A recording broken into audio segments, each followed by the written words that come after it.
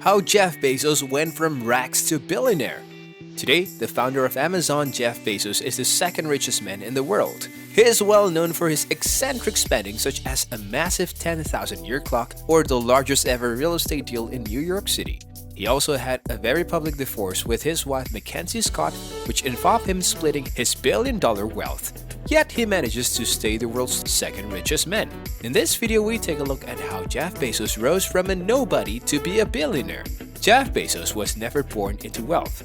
While he lacked money power, he had the drive to learn. This curiosity and desire to explore new things came thanks to his stepfather Miguel Bezos, who migrated to the United States from Cuba. Bezos' biological father, Ted Jorgensen, was never in his son's life, and it was Miguel who raised him. In 2022, Bezos honored his stepdad, saying he spoke no English, he had to make his way at an event. He had those tough experiences. I think in every immigrant you'll find a deep optimism and a deep resilience too.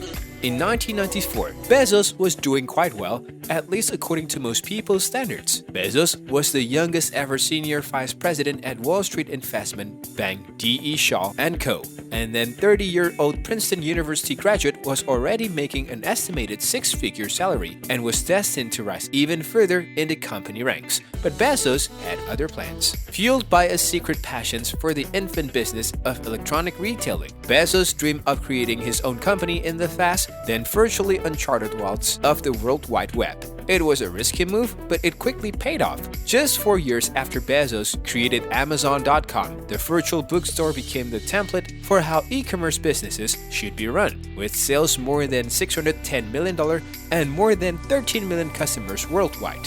Bezos first got the idea to start an internet enterprise in 1994 while surfing the internet in search of new ventures for D.E. Shaw to invest in. He came across the statistic that World Wide Web usage was growing by 2,300% a month.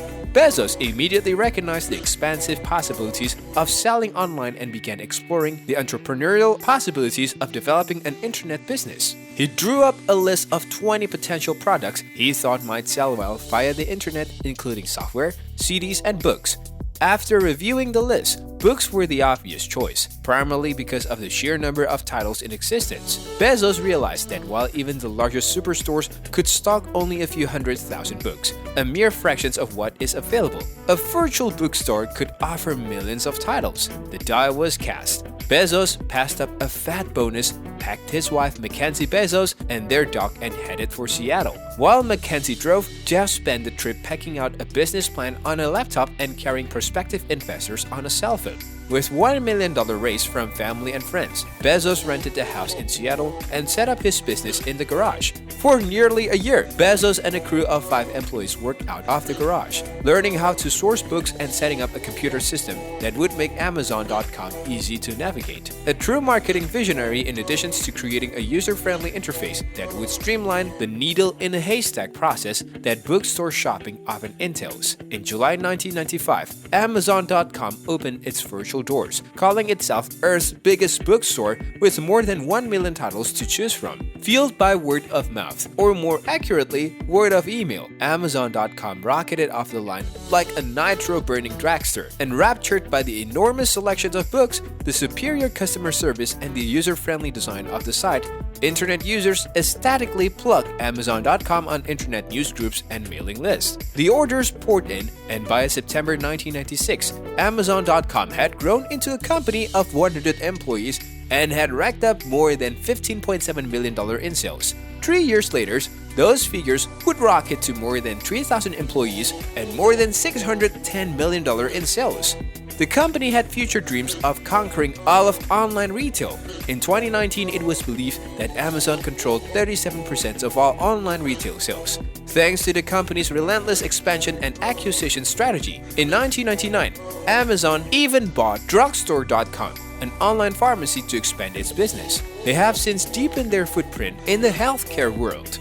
In 2018, Amazon acquired PillPack, an online full-service pharmacy, Plus, in addition to Amazon's continual expansion, Bezos also launched Amazon Web Services, providing on-demand cloud computing platforms, and he owns the Washington Post, among many other business endeavors. Previously owning 16% of the company, the Amazon employee sold $8.8 billion worth of his Amazon stocks after stepping back as Amazon CEO to become executive chairman in July 2021. Despite owning less than 10% of the company today, his net worth is estimated to be a whopping $171 billion per Forbes. It's also worth mentioning Bezos divorced with his wife in this video. Prior to leaving his positions as CEO, Bezos went through a very public divorce with his now ex-wife Mackenzie Scott in 2019. After 25 years of marriage, Mackenzie received 4% of Amazon in the settlement valued at $38 billion. Since their split, Mackenzie went on to marry Seattle school teacher Dan Jewett in March 2021, while the Amazon founder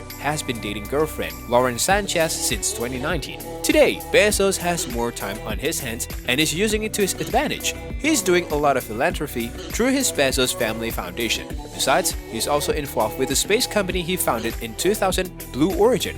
Well, that's all for today's video. Hope you enjoyed this one. Thanks for watching.